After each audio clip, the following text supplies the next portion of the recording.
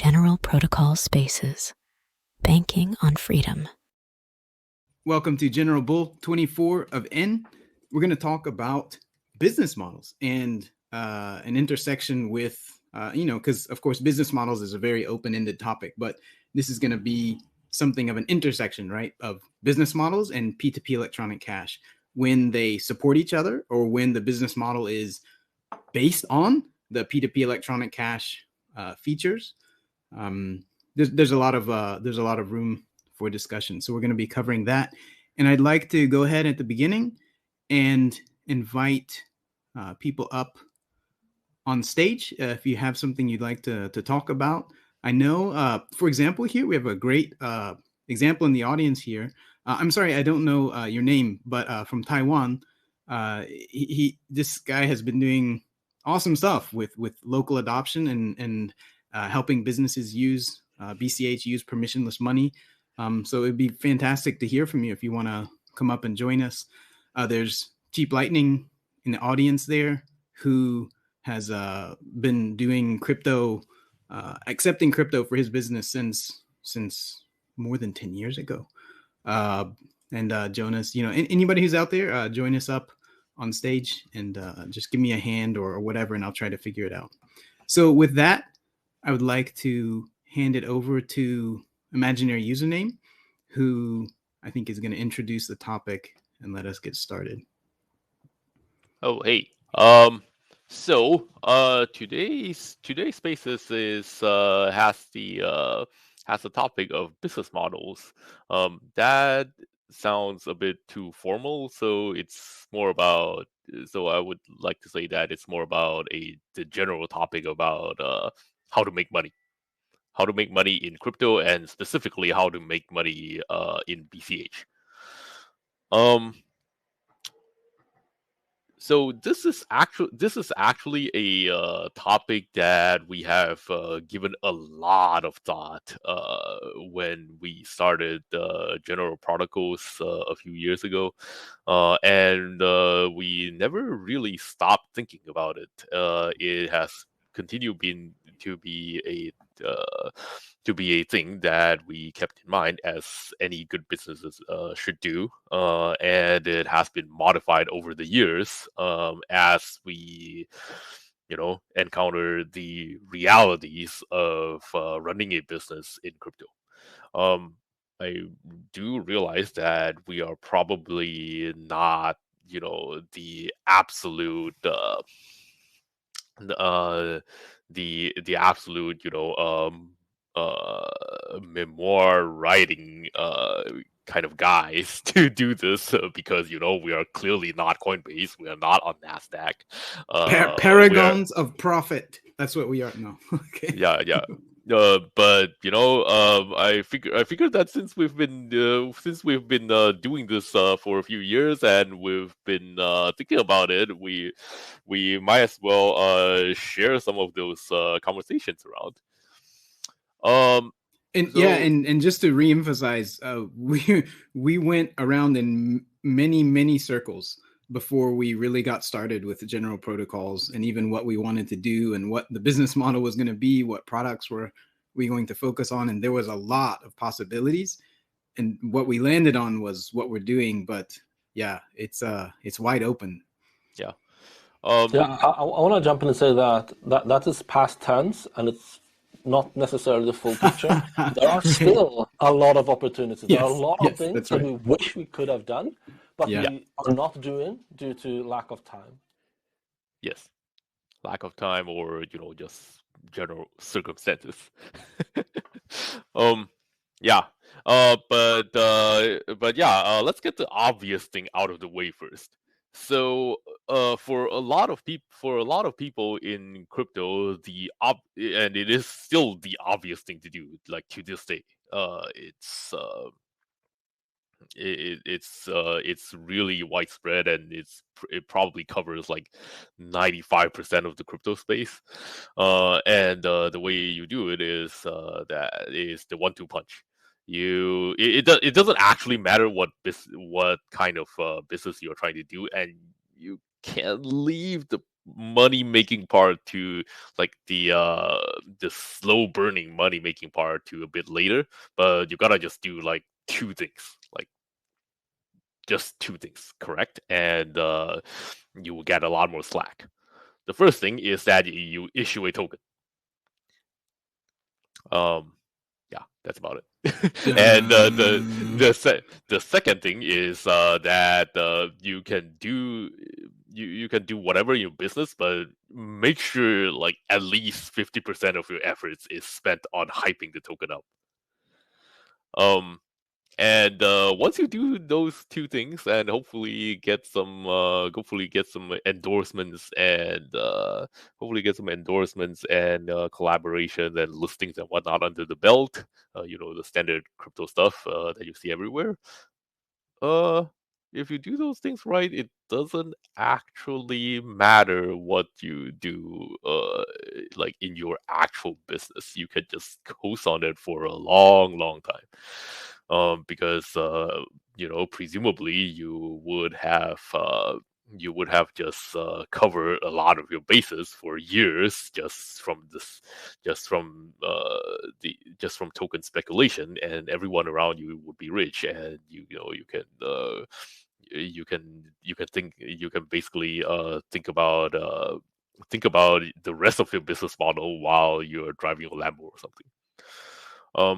Unfortunately, that's not what we did. We chose hard mode for a variety of reasons. Unfortunately, that's a weird choice of words. Yeah, no. So there's some truth, and there's also some tongue in cheek going on here, because for all the benefits that were just mentioned, half tongue in cheek, there's hidden costs that we have seen over and over again. Yeah.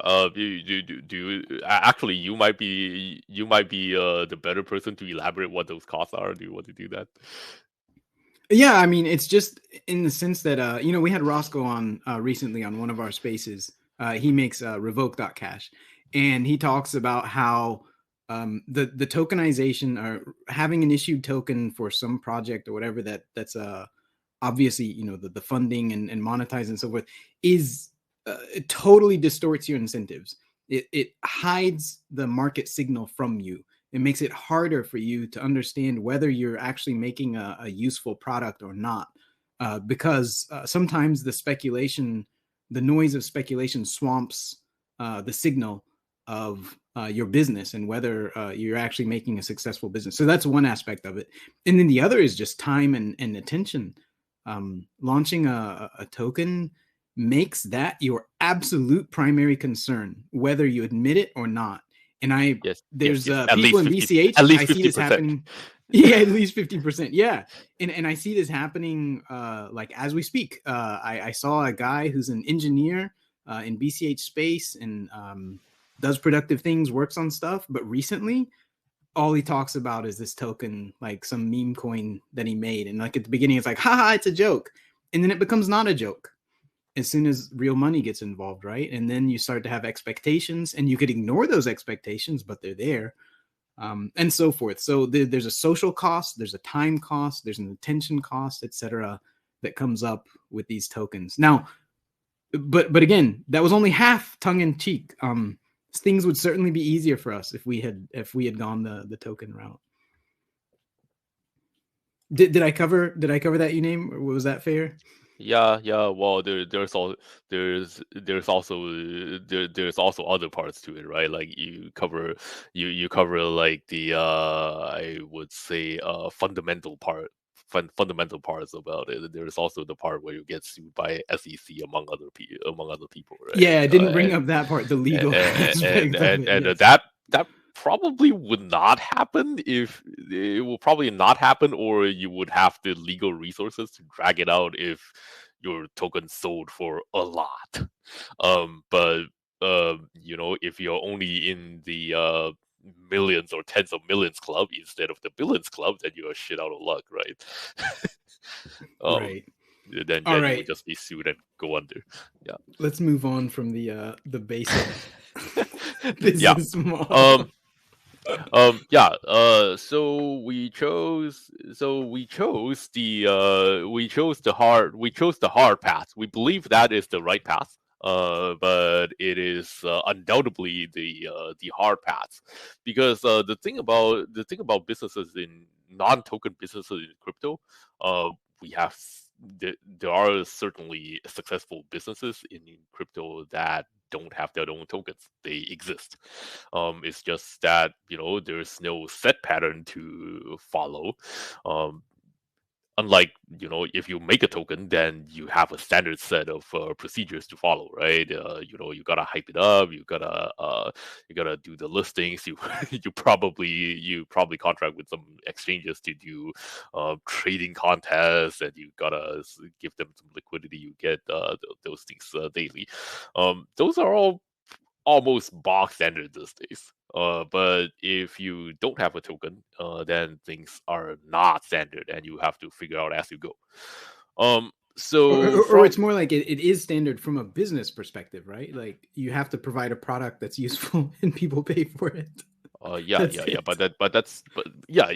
Yes. From a high level, yes, but it's a lot less standard. It's a lot less standard than okay, you make a token, you list it, on Uniswap and then you hype it up in your channel about when you are gonna get it on Binance, not anywhere else. Binance, and then you actually go to Binance and start the procedure, and then you make a website. The website would have your price on it as well as your supply, and then you do some burns and oh shit! If I keep talking about this, I was gonna say we got the expert here. Let's move on. Anyway, so now we chose our path. And we already have a product in mind. Else, if we don't have a product in mind, we wouldn't be starting the business in the first place. But there's a lot left to figure out. Like from the beginning, there was a debate about how to price our product. Like we offer any hedge services, and even in the beginning, there isn't even like we collaborated with DToken, another exchange, and there were some back and forth about how to price things. And there were this debate about maybe we should price things on a strictly per contract basis, like we should charge like a few cents per contract or a few tenths of cents per contract, or we should charge based on the amount. And that went on for a bit, and it keeps coming up in subsequent iterations of our product after Dito closed shop, and then we were getting prepared for BCH Bull. It came out again, and each time we decided that we are going to go for we are going to charge for our settlement services per amount. So there are quite a few reasons for that.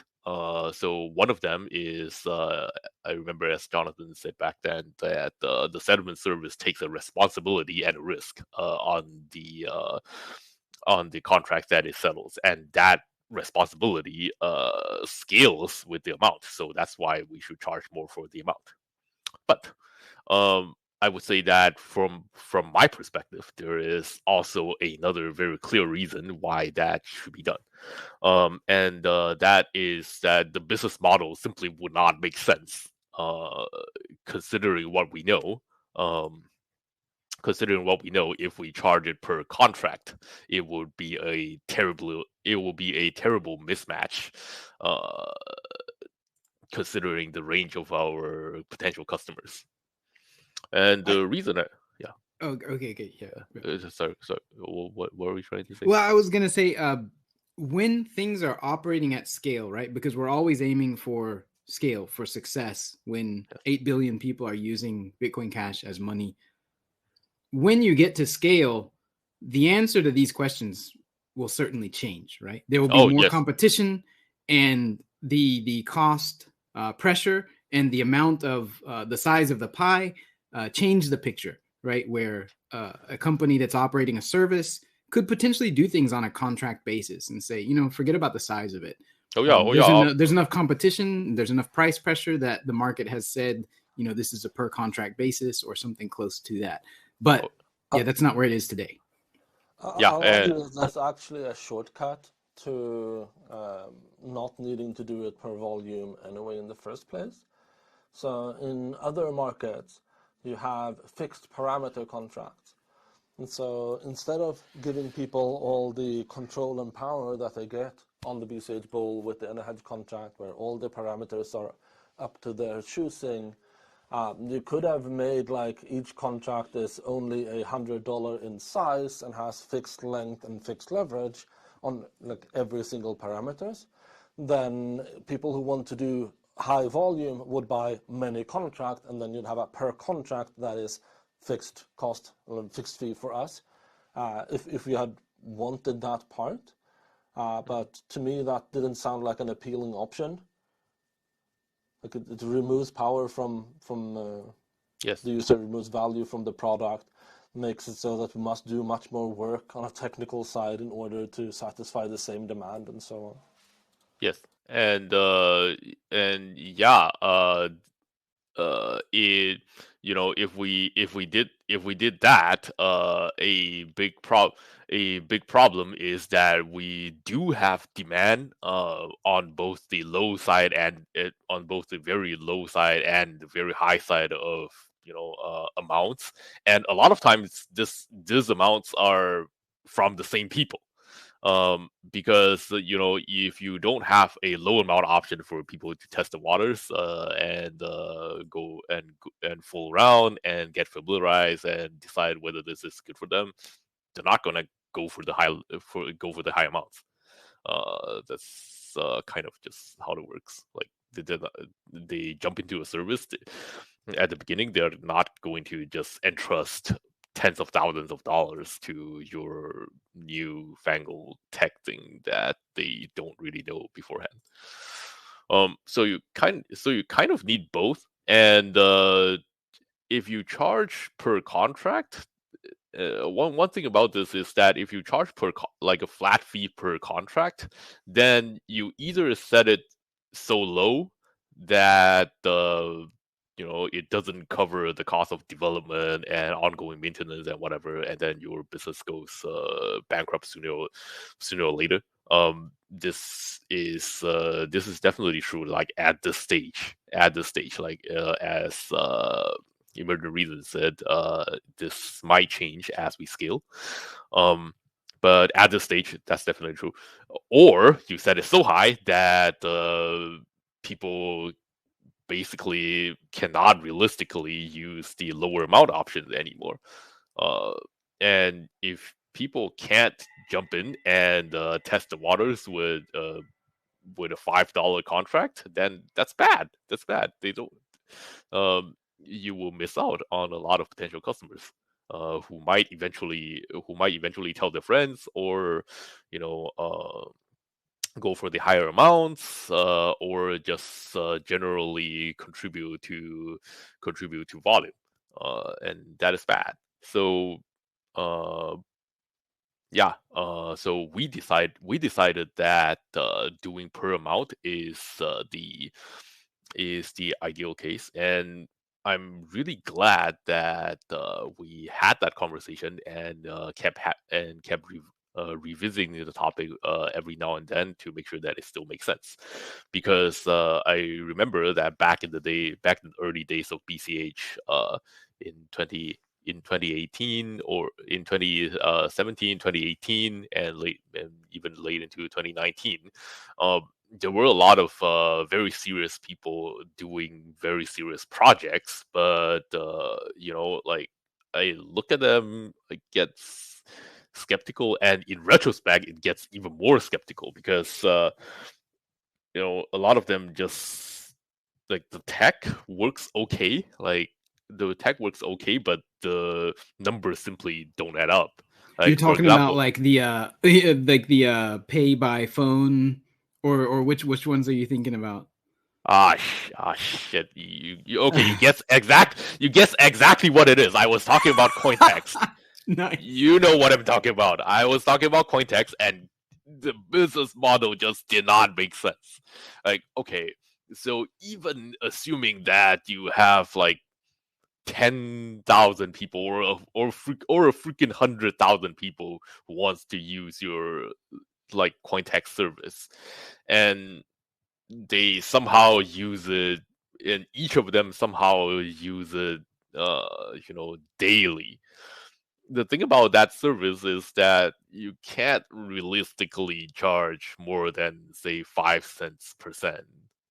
Once you get above that, it doesn't make any sense, because of how it's marketed and because of its targeted use case. Like, oh yeah, you are supposed to use it to tip very small amounts to your friend. And so you do that, even if you're tens of thousands of people who do it every other day or something, that would still struggle to cover your cost. And I don't have the exact numbers because it's a private business, and the guy Vin has long moved on to other things. But I think I have good reasons to believe that even in its heyday, it probably did not have 10,000 people actively using it every other day. I personally use it, but I was a significant support burden for their team. I personally use it, and I believe I'm probably in the top 1% of people using it. But Yeah, even same. I was just like using it like once a week or something, like at the best of days, because it exposes my phone number, and so I can only send to people who are interested in this in real life that I know, and and that's a very short list. So yeah, that I want to. Sorry, if you have go for it. Are you sure? So I had a major point to bring up about intermediaries, but maybe I want to wait until you finish your main point there.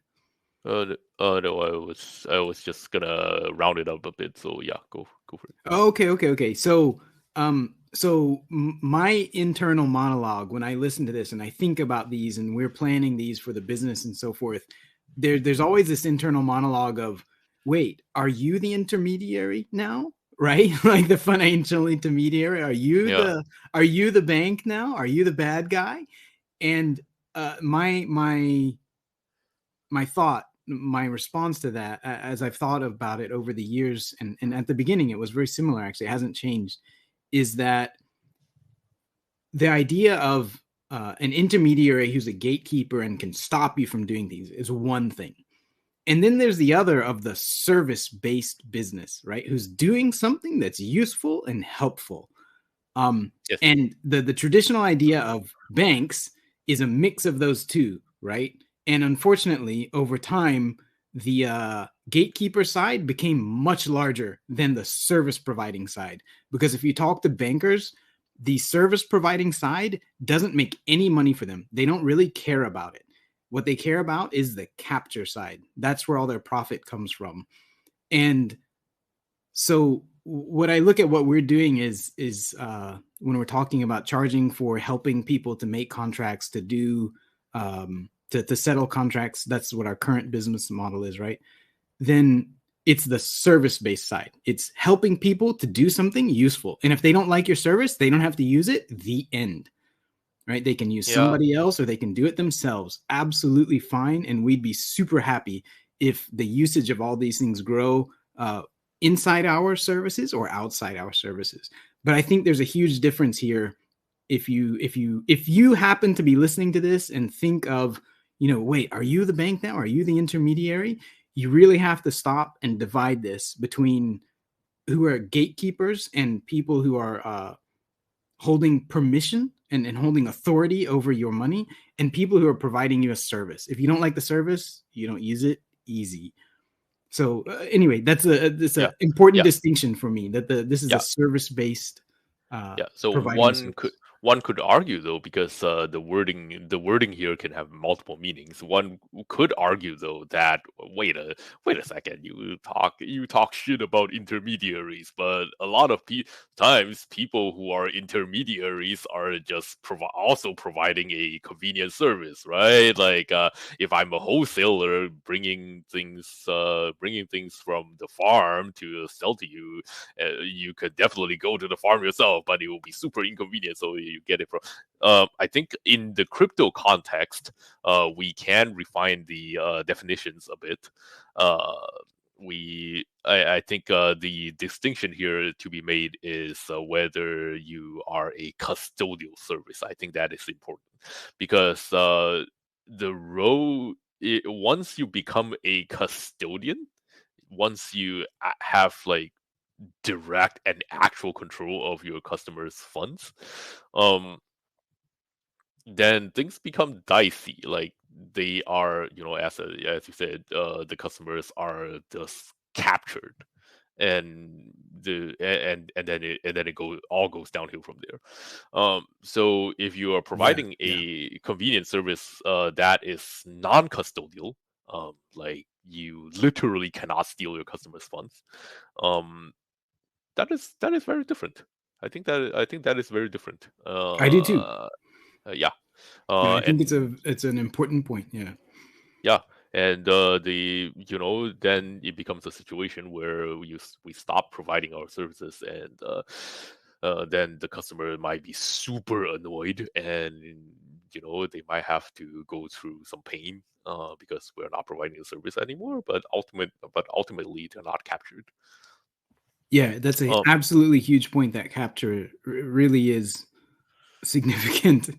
It's hard to overstate how significant that is, right? Because we or not because. So to back that up, we have from the beginning always said, if somebody else wants to do better than us, do it. That'll be fucking amazing, right? To have more people growing businesses and earning a profit, doing something interesting, making something useful for people, to grow the use of permissionless money, because the network effect is how it grows and how it is able to compete with the fiat standard, which is causing us all these problems. Important. Yeah, I'll even go further and say that. I thought go for it. Go for it. Yeah, we specifically decided to implement all the features and functionalities that we are going to provide as separate products. Like we have the settlement service that is separated from the liquidity provider, that is separated from the BCH Bull front end, because at the beginning of our discussions, we said that what we truly wanted to do was the thing that we're good at. We wanted to provide the automation, the settlement service, and we want effectively, like when we've proven that there is demand and that there is profit available to be had, we expected people to jump in and start replacing us more or less at various layers, and we would sit down at the very bottom of this layered scheme and just do our own one part better. The reason why we wanted that is that it aligns all the incentives in a great way. It means that the value that we are able to extract or to gain for ourselves would be proportional to the gain that everyone else above us has. So the more front ends that get built, the more different use cases and uses it captures, the more liquidity providers that comes online, like the more that ecosystem grows, the more we have to gain from it. So we're building everything today because we understand that no one else is going to do it if they don't believe it is profitable. So we have to be the first one to prove the concept. But long term, we're looking forward and hoping that we'll have a vibrant ecosystem of actors on top of that automation service at the bottom. So yeah. And importantly, I also hold a chunk of personally, I personally think it's pretty. I realize that it's not really that big, but in the grand scheme of things. But personally, I hold a chunk of BCH, and I would like to see my backs go up. So there's also that. BGU. Back go up. Yep. All right. So I know you had a lot of this has been a kind of discussion of general protocols and how we came at it from the beginning. And this is super, really fundamentally, this is like really basic, low level discussion, right? But I think you also had in mind other business models, like the other ways to make business work. To make a profit providing a service or doing something with permission. It's not just us, right? I described another business model before this. Right? Yeah, fair. It's there also. It's there that is like the 95. That is like what 95% of the people are doing. Yeah. But wait. So to put a point on this, I don't know how to say it. Sorry. There's if you look back at, I always go back to the .com boom because that's my, I'm old and that's what I lived through, and I saw it and I watched it and I observed literally the last century. Yeah, and if you compare to that, there was a huge number. There's a large amount of speculation and huge fortunes were made and so forth. But at the end of the day, the ones that came out of it were the ones that were providing a service that was really useful for people. And I don't know. So yeah, that previous business model that you mentioned, yeah, it's there. The purely speculative business model is there, but yeah, it's not sustainable. Those people that made fortunes made absolutely nothing. They made rounding error in comparison to the giants that came out of the .com boom that were actually providing real utility. The companies that came out of it. Yeah. So the thing about speculation in crypto is that I think first we have to recognize a fact, and I think this is a lot of times a mistake that past businesses or even just projects in BCH has made, is that we take pride about this, but a lot of us absolutely refuse to recognize the fact that crypto is mostly speculation. Like, that is the fuel, that is the electricity that just flows through everything in crypto, including BCH. Like, we talk shit about speculation a lot on Twitter and BCH, but BCH is not immune to this. And we have to recognize that. We have to recognize that speculation is everywhere, and it is like the mana that drives things. The mana. So first you have to recognize that fact, but then a slightly more subtle thing, though, is that you also have to recognize that, as Emergent Reason said, if you base your business purely on speculation, then chances are it's gonna run its course and burn out. It has a defined course where it's gonna go through. Maybe you extract a lot of salaries, or whatever thing that you get at the end of a rug out of this, but it has a defined course and it's gonna burn out. No matter what you do, in the end, it burns out and it goes to zero. Some people might like that. Some people, just drop then just let it quietly die out and then move on to the next thing, and then they change their monkey JPEGs to, I don't know, doc JPEGs or something, and then they move on. And there's something to be said for people who want to participate in that type of, I don't know, I'll just call it pump and dump. Like, people who want to participate in that, okay, it's like a competitive game. It's like PvP. It's like speculative PvP. All right, fine. Yeah. Yes. Yes. So we actually thought about this a lot, like from the very beginning as well. And our conclusion is that okay, we want to build a business that provides value to a non-speculative use case, and that non-speculative use case was stability. People hate, everyday people hate to hold crypto because hate to hold crypto for business purposes, for like real life use reasons, because crypto goes up and down, and it's a pain in the ass. That is value. While at the same time, we also could not ignore the fact that speculation just drives things. So our product ended up trying really hard, and I would argue to some degree already succeeded in marrying these two aspects. If you go to bchbull.com, you go to its interface, you can see that there is stabilize and there is speculation. And those are not two separate products. Those are two faces of the same thing.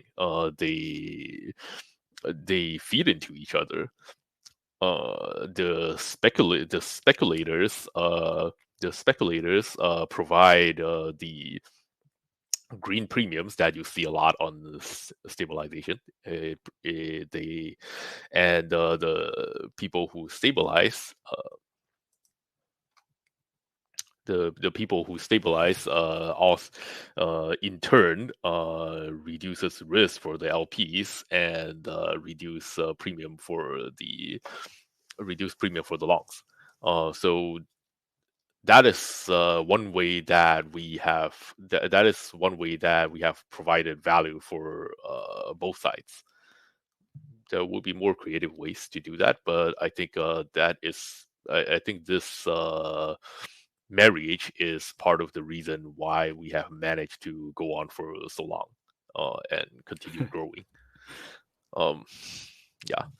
And of course, this is not the, and I think a successful and long running business, at least this is my belief, would always have to try to marry this to in some regard. Like, our way is definitely not the only way. There are still definitely many other ways to explore, many other venues to explore, like an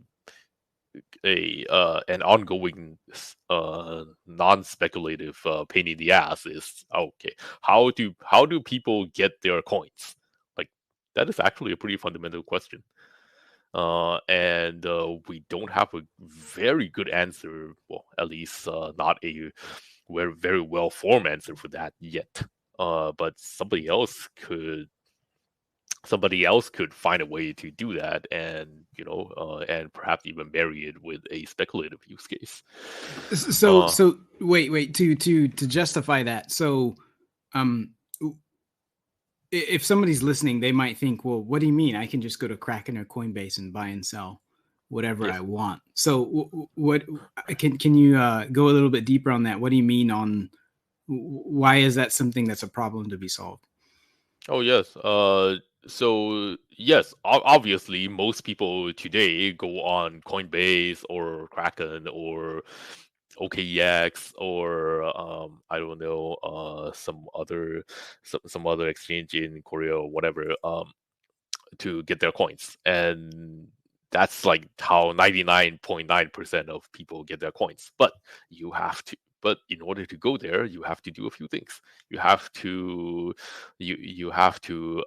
submit a picture with your passport or identification with your mug in it, and they have to freaking approve it. And once they approve it, there is also a significant amount of time whenever you do a business that they hold your coins or they hold your USD or both.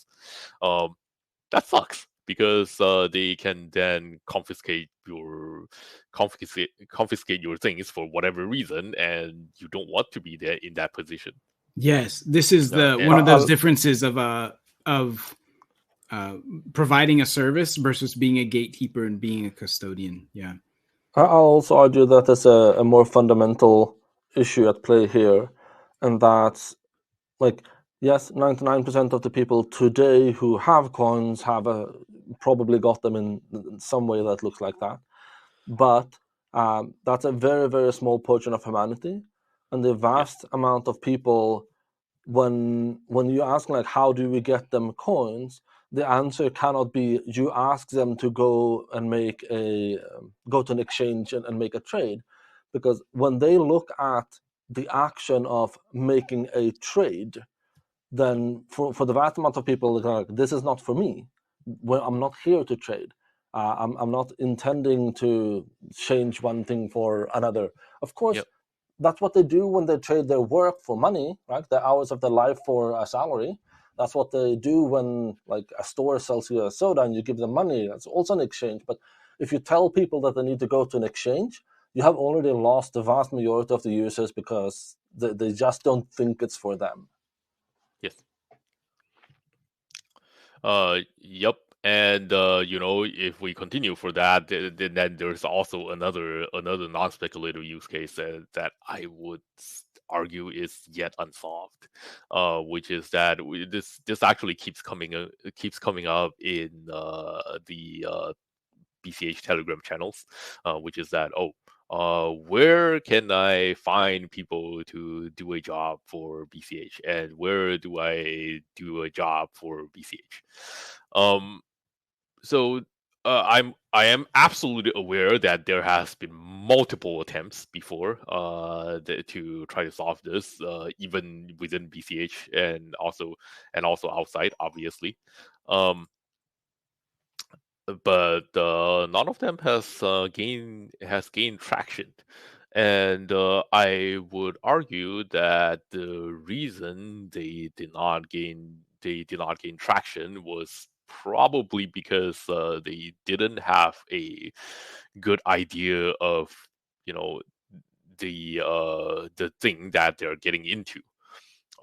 Which brings us to the next topic, which is that you need to have a good sense of what you are getting into, make a good plan of it, and fundraise to the appropriate scale.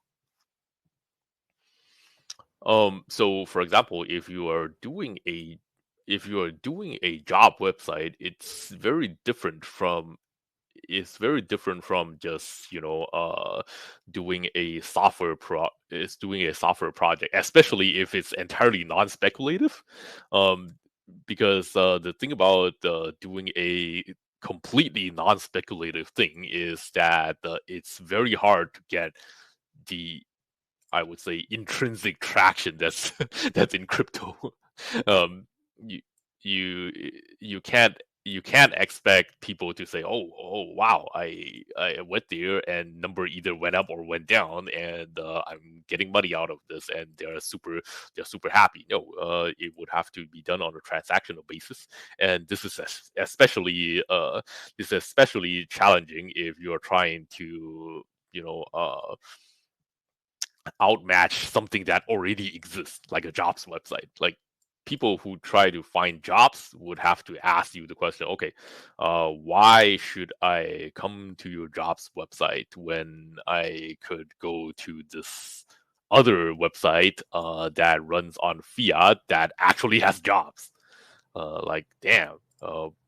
And people who... So you basically have to compete against that, and using crypto has some advantages and disadvantages that you would be able to maneuver, but fundamentally you have to grab market share from those guys, and it's not easy.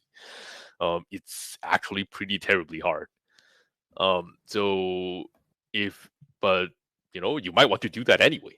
But it's important that it is kind of important that if you do decide to compete against legacy institutions just head on, just head on, or even not head on, but doing something similar that that is drawing from the same pool, then you have to estimate correctly how much you have to spend to get there, and you have to fundraise for that one way or another. I think that's pretty important. Like, I say this not to, again, not to step on anyone's toes, but all those previous attempts at either a jobs website or even marketplaces, I was very enthusiastic users of a couple of them. Especially OpenBazaar. God damn, I spent a lot of time back then on OpenBazaar. But so, yeah, I think. So it. How can I say the network effect, right? What we're talking about here is network effect. Competing against network effect, you really need to pay attention. You need to understand your business. If you are going up against a massive network effect, you really need to know that and understand that you're going up against a massive network effect, and understand what network effect you have to counter that.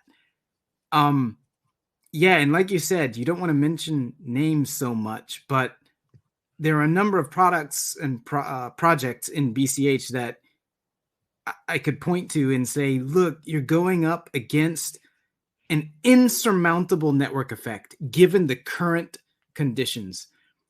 And the reason I mention all this is, I'm sorry, maybe you were going to get to this, is that, okay, what's the response to that? What do you actually do? And the simple response to it is you attack niches, right? You always start from a niche. Yes, there are several ways to attack that. The most obvious thing is that, this is not insurmountable if I have $1 billion, which you probably don't have. And the other ways to do this is that, okay, I gotta think harder. I probably should not attack this head on. What are my advantages, and where do I attack this where I would have the maximum advantage? When you don't have $1 billion, that's just that's what you gotta do, right? And yeah, so this is something that was not. This is something that I think caused a lot of the businesses that we've seen, especially ones that did not have it, especially ones that did not have a token, to ultimately just go down. I mentioned OpenBazaar just now, and I would say that it was actually a pretty good example of how that ended up. Like, OpenBazaar was not it's not like actual Silicon Valley unicorn funded. It's not funded to that level, but among the non-speculative projects, I would say that it is fairly well funded for its time. But being fairly well funded among its comparable peers is not the same as being well funded considering what it's getting into. So people speculated that, OpenBazaar is going to be used to trade a bunch of things. People would probably try to trade weed or even hard drugs on it. That's probably one of the places where it has a huge advantage. And people would try to trade other kinds of trinkets on it, less risky trinkets on it. That's where it would have less advantage, but maybe still an advantage because you don't have platform fees, among other things, right? So there's also those considerations. But if you are trading trinkets, then you are fundamentally competing against eBay. Basically, you are competing against eBay and Amazon. to a lesser extent. and to a lesser, Mercado Libre and Etsy and AliExpress, AliExpress, yeah, everything. Yeah, you're competing against those guys, so you gotta think really hard about how do you compete against those guys. So again, one way to do that is that, well, if I have $1 billion, then I can do a lot of things. What if you don't have $1 billion? If you don't have $1 billion, you gotta think about where your advantage is the most and try to maximize that. Maybe it's for trading like weed, or maybe it's freaking hard drugs. I don't know. Maybe it's for trading other weird things. And at some point, I think they try to do trading tokens, but the UI wasn't so good. That is an interesting attempt. But yeah, ultimately, I think they went on for a while, and then they burned through some cash, and before they packed up, I think during the last year, they plunked all their capital down and did a Hail Mary try. And the Hail Mary try, unfortunately, I think, in retrospect, did not make a lot of sense. The Hail Mary try was to produce a mobile app, and the reason you produce that mobile app is because, well, yeah, that's what people do, right? And shoppers want your app on their phones because that's the same because they have come to expect that from eBay or Amazon or whatever. You don't do that, shoppers are not gonna do that. Or that was a thought, and a lot of people back in those days in that channel argued passionately for it. Like, you gotta do a mobile app. There's no way around it. So they spent a lot of manpower and capital doing it. The product came out a bit half-assed, and ultimately it failed, and so went OpenBazaar. But even if it hadn't been half-assed, it wouldn't have been able to compete. I think that's a really important point. Yes. Right? And I think the most important lesson I learned from that saga is not like the little tidbits about what specific thing did OpenBazaar do wrong? Like, the UI was not good. It was really hard to back up, and if I run it no, it's not any of those. The fundamental problem about them is that if you don't have the kind of money that eBay has, you can't out eBay. Like, you can't do that. You can't just say that, okay, I have a cryptocurrency based product. I'm going to try to get it as close to eBay as my capital and management skills would allow, and hope for the best. That's not gonna work. I want to add a small caveat to that, which is it should work in the long term, in the very long term. Today, no. Right? When you don't have the network effect behind you to back you up, that all these people who are using PayPal or eBay are already using, some permissionless networks, some BCH already, then no, that's not going to work because you don't have the network effect behind you that they do. Yeah. I'll jump in here and say that don't let all these things kind of deter you from trying if you have the time and willpower to actually do try, because every now and then you stumble upon a project that have such an explosive growth early on that they got a network effect that they could work out from afterwards. But the key takeaway is that if you do try and if you do work and you haven't started at the point of deciding, like, what am I going to do? How am I going to sustain my business? Where's my income going to come from? What should I expect people to pay me? What competitors is out there? How will I fare against them? Why should they use me instead of them? You haven't answered all of these questions and a lot more when you start. That's fine. But when you don't get the explosive growth that you could have if you're lucky, or if you're very, very good and happen to get it, then remember that you need to reevaluate frequently, right? Yes. Don't keep going year after year after year just looking for that one thing that's going to make everything pop. You have to readjust against reality and make sure that you answer the questions if that was the actual problem you had to begin with. Yes. And yeah. That's a really good point. That, with all this said, this is not an argument that, okay, you should sit down and really make sure, and you hire an accountant, and then you really make sure that you got all your ducks in a row, and the probability of success is like 80-90%, and before you start the project. That moment is not going to come ever. So a lot of times you just have to launch and figure it out. But I would say that I would say that the all these things ended up the way all these things ended up influencing my thinking is it can be distilled down to one thing, and that does not I would say involve that does not involve sitting down and hiring an accountant and spending months or years getting all the ducks in a row.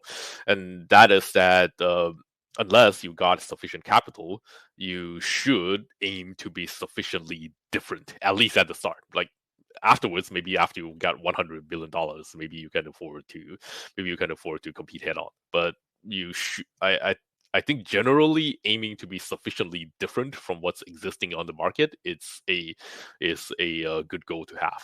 That's what I would say. Significantly useful to a significant minority of people, to a significant niche, right? Yeah. And different, because when you can't realistically compete head on against the broad-based product, you gotta be different. And catering to a good niche that is unaddressed is a good way to be different. There are other ways to be different. Like maybe, I would say that maybe you haven't even figured out exactly where your niche is, but even then, being different and trying new things is better than just not trying out new things, I would say. Yeah, that's my take, at least.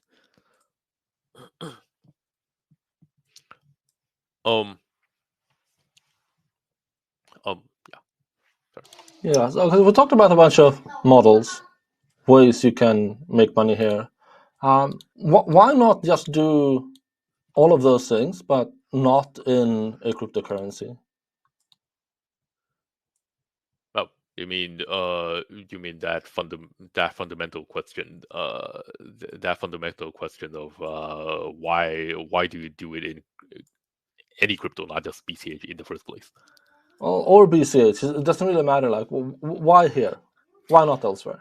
So I can give a counter argument to this. This not a counter argument. So when I have talked with people who are looking for investment or looking for some kind of support for their business, what I have learned through mistakes and time is, look, have a successful business model, period. You have to start from that. And it seems really obvious. But for people who are very dedicated to the concept of, hey, we really, really need to sort out this fiat standard and have something competing because that's very important. That's correct. But when you come to creating a business model where you have to run a successful business and survive and earn money to live, you have to focus on your business first. And I think that gets to the heart of what you're asking, right, Jonathan? Where you may run a business where it makes sense to use fiat, but also offer an option that is better or something along those lines. There's some kind of gray area. There's some kind of scale in there where, on one side, it only makes sense to use permissionless money. And on the other side, it makes sense to use fiat. Does that kind of get at what you're asking there? I mean, there are advantages to working in BCH, right? There are reasons to go here. Oh yeah, for sure. Yes, absolutely. And then those are one end of the spectrum, and that spreads out. And I think that's going to become larger and larger as people feel the oppression, as they feel the walls, as they realize that they're actually in a cage to some degree. Depending on how you look at things, that they're in a cage, and they actually aren't. The money that they think is theirs is not actually theirs. It's just theirs because a bank agrees that they can spend it, and that kind of thing. So yeah, but it's still a gray area, a spectrum, I think, where you might run a business. So, for example, I was talking with the guy Ramon, who runs a bakery in Venezuela, and my advice to him has always been like, okay, look, you just have to make a bakery that makes sense in the first place. And then you can think about how it's even better if you use permissionless money with it. But first, sort out your business model. Make sure that you're going to survive in the first place. And if all of this stuff that we're talking about makes sense and it actually is correct, then in the long term, all of this will eventually lead towards more and more people leaning towards and shifting towards permissionless money, because it's just better. It's more efficient, lower fees, lower costs for business, etc. And additional things that are possible that aren't possible with fiat. So it will happen eventually, but you can't predicate your business model on that being instantly true. Sure. So there are some fields, some specific pockets of the world, or some specific niches in the internet where you can't go up against the established network effects directly, but by virtue of simply using cryptocurrency or BCH, you can actually acquire a user base at relatively low cost to function as your initial user base. Like, that's kind of what we did at GP. We established people who don't want to do custodial trading or custodial hedging, more specifically, could come and use non-custodial hedging, right? You can't take the well, if you don't have identity papers and documentation and you sell your farm, you can't very easily go down and hedge that money against market fluctuation at a bank, because a bank is going to ask for your identity documents. But if you sell your farm for crypto, then you could go to BCH Bull and just press the hedge button and it's directly available. So there are some degree of users, like some bootstrapping that can be done, that is beneficial simply because it has the same ethos or the same like people who want the same thing and share your beliefs. Absolutely. Yeah, there's a large gray area. I'm fully convinced of it, and it'll become less gray over time. But yeah, you got to be aware of that, right? That it exists, and you can't just like Uname has been saying, you can't just jump into a business and say it's going to be successful only with this. You may have a business model that makes sense with both. This is something, for example, with the Jogs.1, the Journal of One Surgery, where they're providing, an alternative model to the very parasitic scientific publication industry. And with that model, BCH is kind of the foundation of it, where you can pay from anywhere in the world to access research, and it's extremely affordable. And once people have paid down the paywall, it's literally free. Everyone can access the research because the costs have been covered. It's a nonprofit organization. That's their foundation. But then additionally, they're also saying, if you all want to pay with a credit card also, okay, sure. So there's a gray area there where it's there's a range of people who are very aligned with the permissionless aspect of the money, and then there's people who don't care about it, but they still might use it. Yeah. Yeah. And yes, I think that I think that has been a pretty important theme. I think I think one of the things that keep coming up was also like crypto gaming, and one of the comments that keeps coming up is that, okay, first you gotta make a fun game first, and then of course there is the make a fun game first and then maybe tag crypto on it, but a lot of people ignore it and just made a purely speculative game and paid people to play it, and that went into weird places.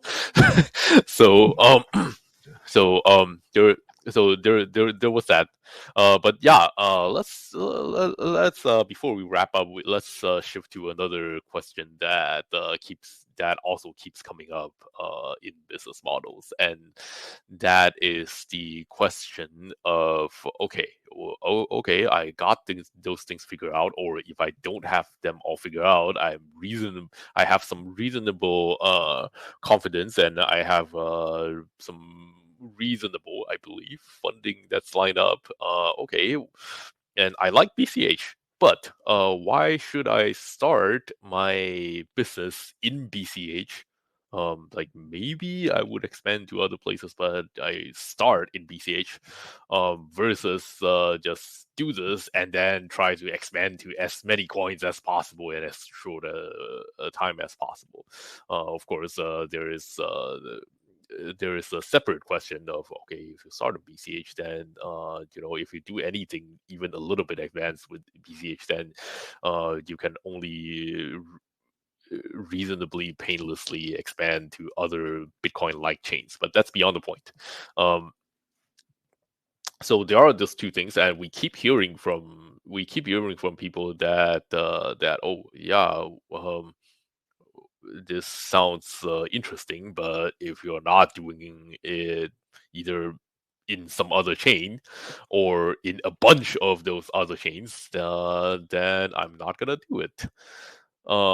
So that is a question that keeps coming up, and so Emergent, do you want should I keep talking, or do you want to say my take on this is use BCH if it makes sense for your business. That's really what it boils down to, right? And General Protocols, we very actively searched for that union where it made sense that we're providing a useful service to a group of people, or at least at the least to a niche of people who want to use that permissionless money. A useful service to people who want to use it, to people who appreciate permissionless money.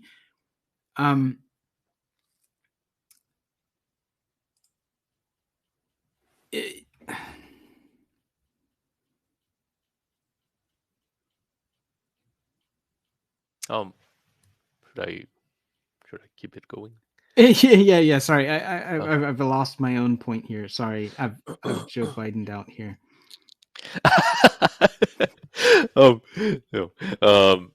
Anyway, so as you said, you gotta figure out what makes sense for you. So there are some advantages of starting in BCH, and there are advantages of staying in BCH. I would say once you start it, versus just going out there and all over the place.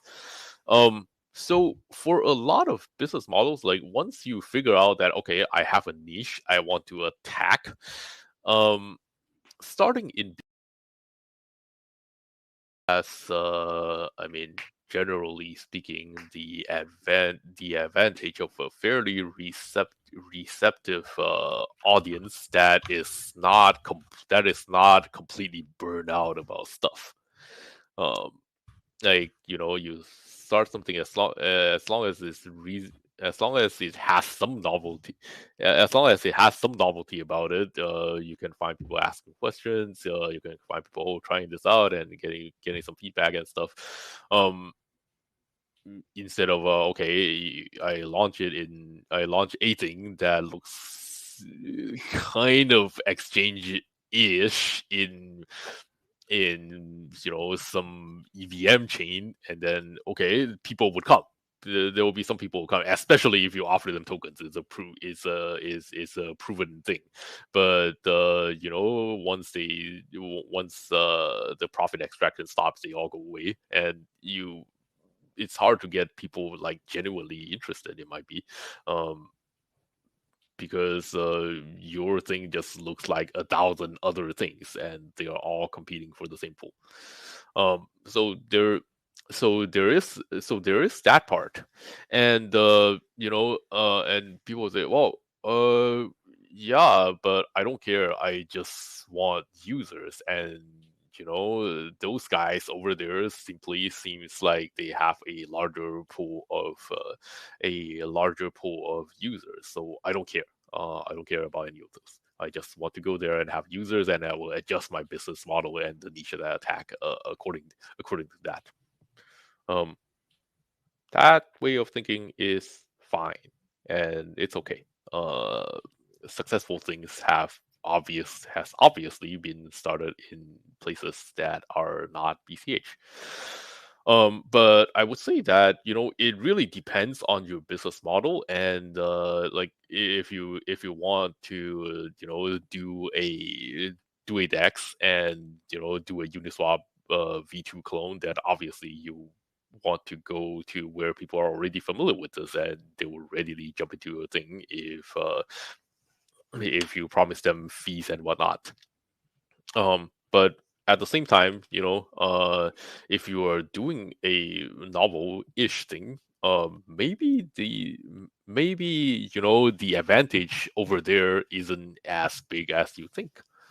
And BCH could make sense, especially these days when the cost of moving coins around in a either non-custodial way or minimally custodial way. I would consider most of the swap services like Thorchain or SideShift to be minimally custodial. The cost of doing that isn't that high, so as long as you have a good niche in your target, BCH, the apparent advantage that other places have that you see over BCH might not actually be as big as you think. And the other thing about it is that okay, I have the temptation once I start a thing, I have the temptation to go around and expand to as many chains or coins as I can, and in an attempt to grab market share. Sometimes it's because that's what you think makes sense, and sometimes because that's what your investors think makes sense.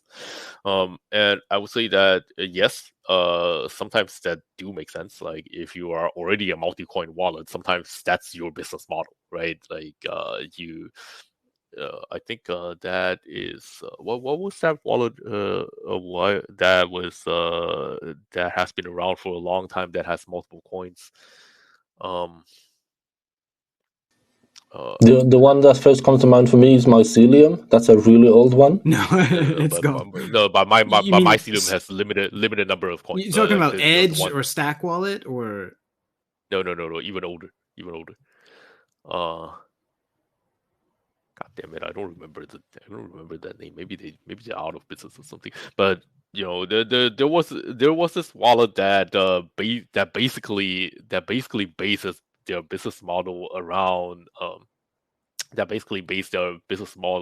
listing fees. Like they keep adding new coins, and they ask like smaller coins money to be listed on them. So that's one way to do that, and for that obviously you want to expand to as many coins as possible, right? And there are other business models that are popular, like you make a wallet and then you have a built-in exchange. Then yeah, obviously it makes sense to have more and more asset pairs as you go on, because exchanges are how you make money. But in some other cases, maybe it doesn't make as much sense, because adding new coins has a non-negligible cost, and especially for things that are more advanced. Like for us, we have BCH Bull down. Like if we try to expand it into literally any other chain, there needs to be a significant rewrite of all our things, and we probably would have to manage a fragmented liquidity pool among other things. So the costs are non-trivial, and it makes a lot of sense to think about those before you just say that, okay, people are doing multi-coin and I want to go multi-coin, and that's about it.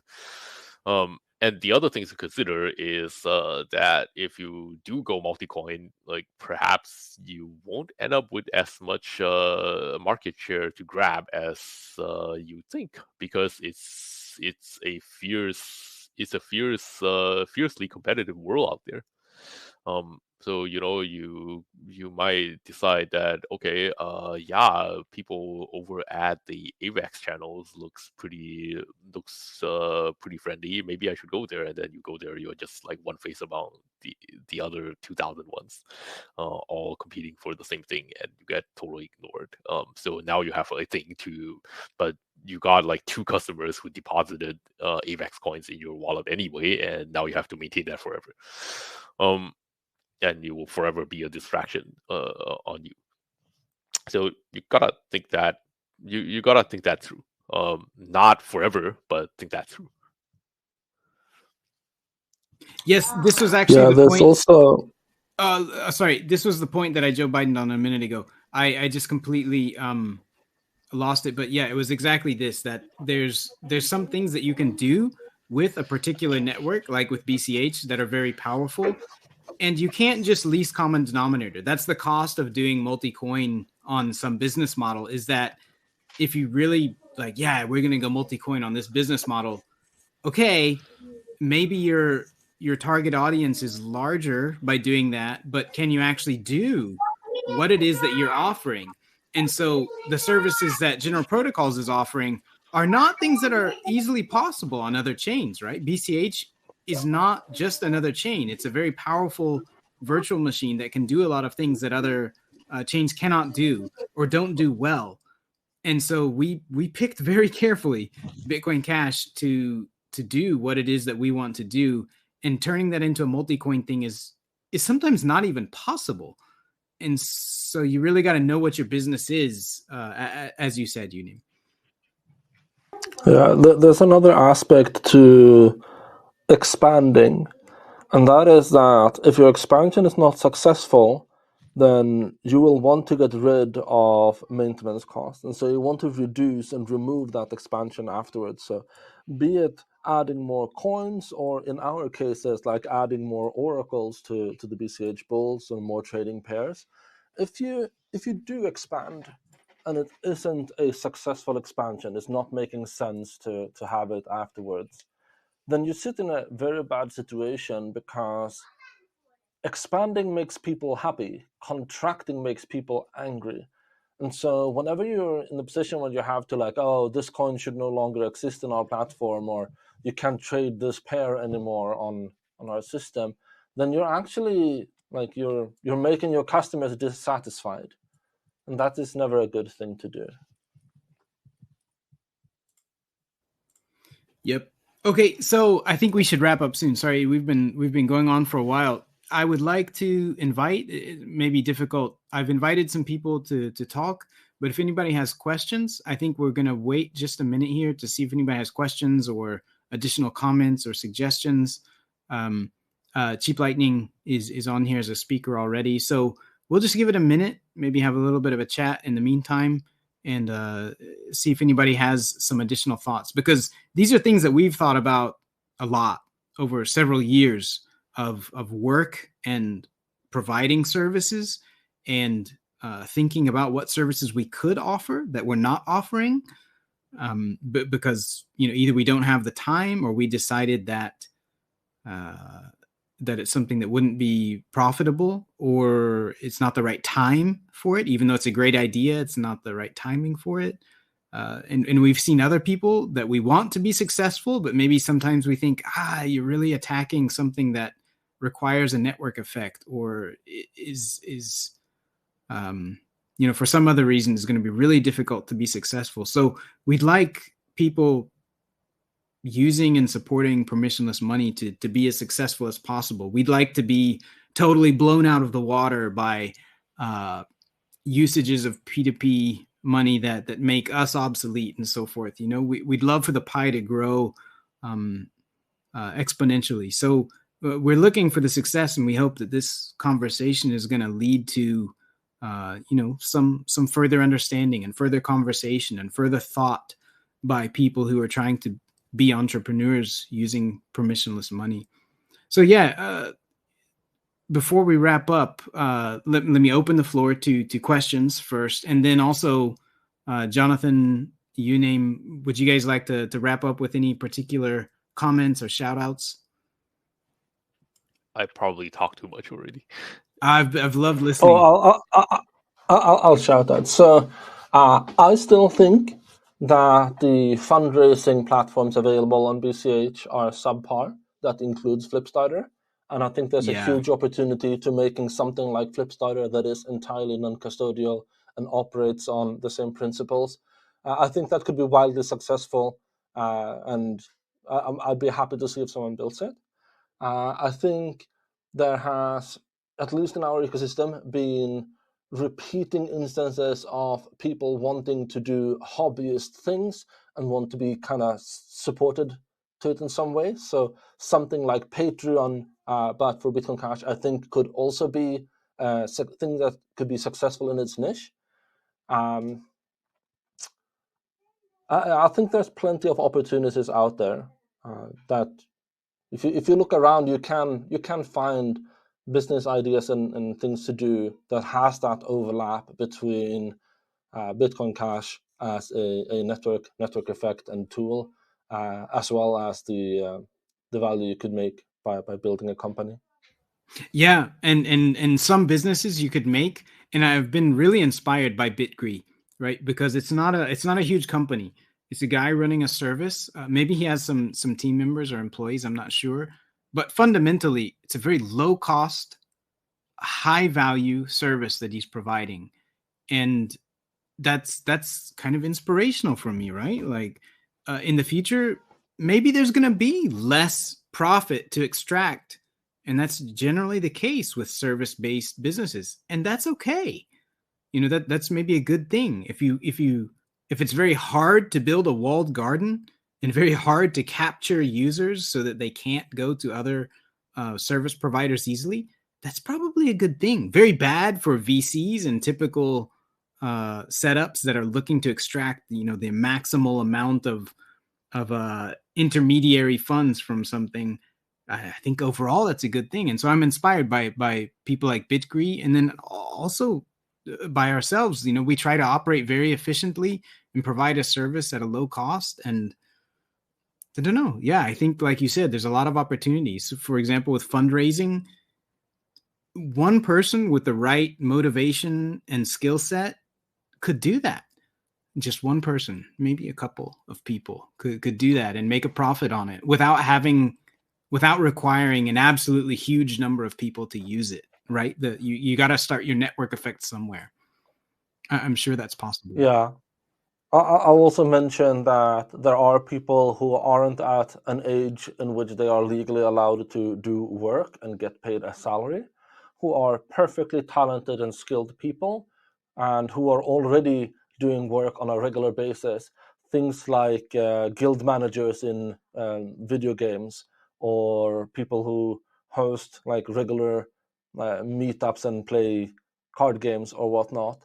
And if they had a tool where they could get supported for doing their work, expand their audience, and build a stronger and larger network effect, then that could be one out of many ways you can tackle the onboarding problem, like get them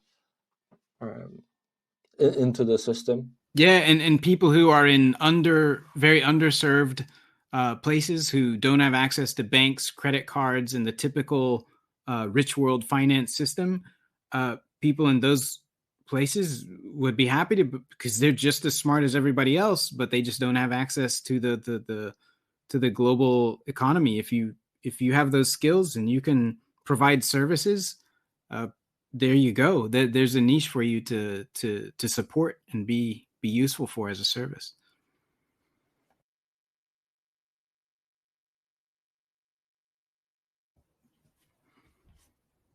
All right. So let's take the opportunity. Let's wrap up. It's been an hour and a half almost. So I've really enjoyed hearing what you had to say, Uname, and we've talked about this all a lot, but it's kind of an endlessly deep topic to talk about how to be successful with your business. So I've enjoyed hearing it and discussing it. Not just talk about, but worry about. Worry about, yeah, of course, ourselves. So yeah, thank you everybody for joining us. Thank you for your time. We hope this has been helpful for you, and we may discuss a similar topic in the future because it's something we are always thinking about. So thanks for joining us. Thanks, Jonathan, Uname, and we'll talk to you all next time. Take care, everybody. Bye. Bye.